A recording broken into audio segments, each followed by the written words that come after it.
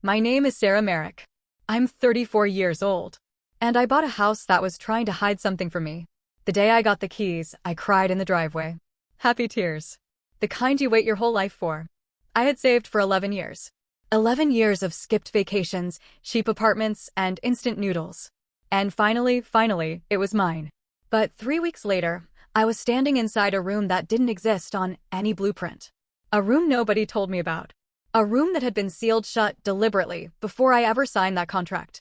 And what I found inside it changed everything I thought I knew about that house. About the people who sold it to me. About how long I had actually not been alone. Before I tell you what actually happened, if you're new here, please like this video and subscribe. Drop a comment below. Where are you watching from? I read every single one. Now, let me take you back to the day it all started. I saved for 11 years. 11 years of double shifts, skipped birthdays, and a studio apartment with a radiator that screamed every winter night. But the morning I drove to Millfield Road for the final walkthrough, I didn't feel tired anymore. The house was Victorian. 3 stories. Original hardwood floors, crown molding, a wraparound porch that caught the October light like something out of a painting. The realtor, a man named Dale Hutchins, handed me the keys with a smile that never quite reached his eyes. I didn't notice that then. I wish I had. I moved in on a Saturday. Boxes everywhere. Coffee maker first, always the coffee maker first. I walked every room twice just to remind myself it was real. The kitchen. The study. The upstairs landing with the arched window overlooking the backyard. That first night I sat on the porch steps with a cup of coffee and I thought, this is it. This is the one. The neighborhood was quiet. The kind of quiet that feels like a gift. I had no idea it was a warning. I slept well that first night. Deeply. The kind of sleep you earn after years of waiting. But somewhere around 3 a.m. I woke up. Not from a noise. Not from a dream. I just opened my eyes. Wide awake. Staring at the ceiling of a bedroom that still smelled like someone else's life. Old wood. Something faintly chemical underneath it. Like a room that had been closed too long and aired out just enough to fool you. I told myself it was the house settling. Old houses do that. They groan and breathe and shift in the dark. I'd read that somewhere. I believed it then. I got up for water. The hallway was darker than it should have been. I counted the doors on the left side: bedroom, linen closet, bathroom. 3 doors. The same 3 I'd walked past 100 times during the viewing. I counted them again. 3. I went back to bed. But something sat wrong in my chest the rest of that night. Not fear exactly. More like the feeling you get when you're sure you've forgotten something, and you just can't remember what. By morning, I'd convinced myself it was nothing. That was my first mistake. It started with a measuring tape. I was arranging furniture that Sunday afternoon. Trying to fit a bookshelf against the hallway wall between the linen closet and the bathroom. It wouldn't sit flush. The wall behind it had a strange curve, barely visible, but you could feel it with your hand. Like something was pushing from the other side. I pulled out my measuring tape. Measured the hallway from the outside. 41 feet. Then I walked inside and measured each room along that same wall. The bedroom. The closet. The bathroom. Added them up. 34 feet. I checked it twice. 3 times. 34 feet. Every single time. 7 feet were missing. I laughed it off. Told myself I'd measured wrong. Walls have thickness. Insulation. I wasn't an architect. What did I know about construction gaps? I put the bookshelf back. Made dinner. Watched television. But that night I pulled out the blueprint the realtor had given me during closing. The official floor plan. I spread it across the kitchen table under the brightest light in the house. I traced every room with my finger. Measured every dimension listed. The numbers on that blueprint didn't match my house. Not even close. I didn't sleep that night. Not really. I lay in bed running numbers in my head. 7 missing feet. A blueprint that didn't match. I told myself there was a rational explanation. Renovations. An old addition. Something a previous owner had changed and never updated on the paperwork. These things happen with Victorian houses. I knew that. But I kept coming back to that wall. Monday morning, I moved the bookshelf again. Pressed both palms flat against the plaster. It was cooler than the surrounding wall. Noticeably cooler. Like something on the other side was pulling the warmth out of it. I knocked twice with my knuckle. The first section sounded solid. The second section hollow. My stomach dropped. I knocked again. Definitely hollow. A clear empty echo behind 18 inches of plaster and wood. I ran my fingers along the baseboard slowly. all the way to the corner where the wall met the bathroom frame. And that's when I felt it. A seam. Thin as a fingernail. Running perfectly vertical from floor to ceiling. Too clean to be a crack. Too deliberate to be accidental. I pressed harder. Something shifted, just slightly, under my fingers. Not a wall. A door. My hand was shaking. I pressed the seam again. The panel moved inward, maybe half an inch, then stopped. Something was holding it from the other side. I grabbed a flathead screwdriver from the kitchen drawer and ran it along the edge. Paint layers. Thick ones. This had been sealed shut deliberately. Someone had painted over it. Once. Twice. Maybe more. I worked the screwdriver down slowly. Paint cracking. Plaster dust falling. 20 minutes of prying before the panel gave way with a sound like an exhale. Like the house had been holding its breath. Cold air hit my face immediately. I reached for my phone. Turned on the flashlight. Stepped inside. The room was small. Maybe 7 feet wide. 8 feet deep. Low ceiling. No windows. The walls were bare concrete on 3 sides, different from the rest of the house entirely. Like it had been built separately. Purposefully hidden. There was a wooden chair in the corner. Old. Facing the wall. A single hook screwed into the concrete above it. And on the floor, a rusted metal box. Padlocked. Pushed against the baseboard like someone had kicked it there in a hurry. I stood there in the cold and the dark, and I understood one thing immediately. This room wasn't forgotten. It was hidden. I didn't touch the box that day. I stepped back out, pushed the panel almost shut, and sat on the hallway floor with my back against the opposite wall. Just breathing. The cold from that room followed me out like it had somewhere to be. That evening I opened my laptop and typed the address into every search I could think of. Property records. Local news archives. County deed history. The house had changed hands 4 times in 30 years. The last owner before me was a man named Gerald Thorne. Owned it for 11 years. Sold it 8 months ago. I searched his name. The third result stopped me cold. A small local newspaper article from 6 years ago. No charges filed.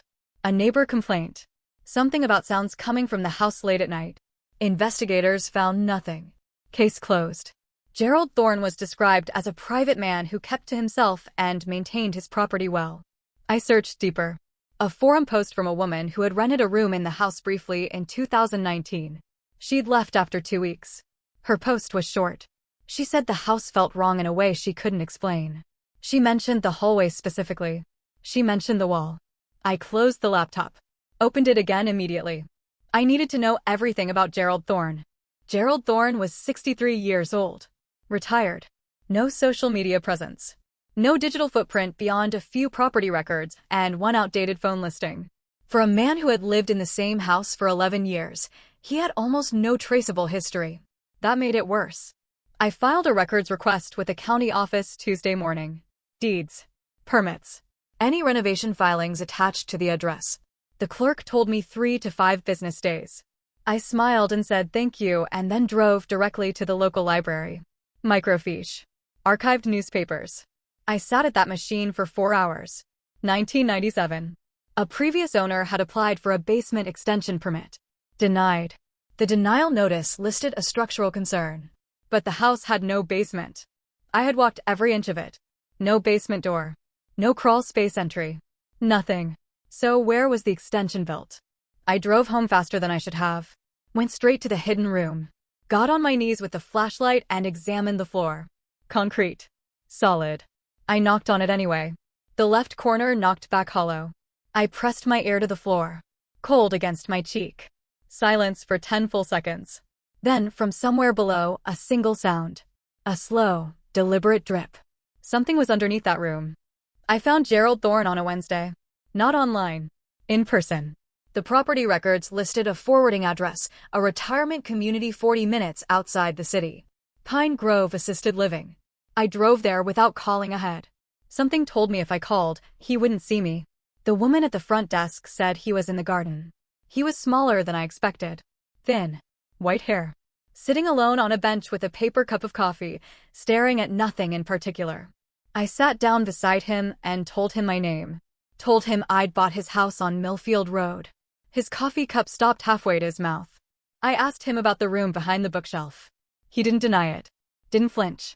Just set his cup down very carefully on the bench beside him and folded his hands in his lap. The The silence lasted almost a full minute. I counted. Then he said, I wondered when someone would finally find it. I asked him what was underneath the floor. He looked at me for the first time. Really looked. His eyes were pale and steady and completely unreadable. He said he hadn't built the room. Said he'd found it the same way I did. Said the man who built it had owned the house before him. Then he said, you need to find out what he was keeping in that box. I drove back to Millfield Road and knocked on every door on that street. Most neighbors had lived there less than 5 years. They smiled politely and told me nothing useful. But the woman directly across the street, Eleanor Voss, 71 years old, had lived in her house since 1987. She opened her door, looked at my face, and said, come in, before I even introduced myself. Her kitchen smelled like coffee and old paper. She already knew why I was there. She told me the house had always felt different from the others on the street. Said the owner before Gerald, a man named Robert Calder, had moved in during the late 80s and almost never left. No job anyone knew of. No visitors. Lights on at strange hours. She had called the non-emergency police line twice in 4 years. Both times officers came, knocked, left satisfied. Then she stood up and walked to her kitchen drawer. Pulled out an envelope. She said Robert Calder had slipped it under her door the night before he disappeared in 2003. She had never opened it. Said something told her it wasn't meant for her. Said she'd been waiting 20 years for whoever came next. She held it out to me. My name wasn't on it. But the address was 14, Millfield Road. It was addressed to whoever found the room. I sat in my car outside Eleanor's house for 20 minutes. The envelope in my lap. Unsealed. Just a metal clasp bent shut and 30 years of waiting. I turned it over twice. The handwriting was small and precise. Deliberate. The kind of handwriting that belongs to someone who chose every word carefully. I drove home. Placed it on the kitchen table. Made coffee I never drank. Then I called a contractor. Asked him to come look at the hidden room and tell me what was underneath that floor. He arrived Thursday morning, knocked on the concrete, pulled out a moisture reader. His face changed immediately. He said there was a void beneath it. Significant size.